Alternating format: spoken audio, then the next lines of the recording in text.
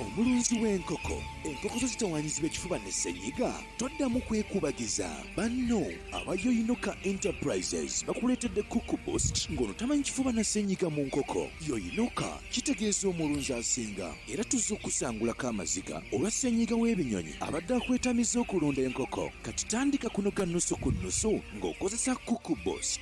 yoyinoka enterprises tusangibwa Kaaboma ku luguudo lw'Essalaama oba Ekireka ku Farmers Point. tukola ne delivery wamu n'okugaba obukugu obw'enjawulo ku bulunzi bw'enkoko. tukubire ku nooti 754-221-163 oba nooti 781-573-993. Coco Boost, enkoko zimwagala.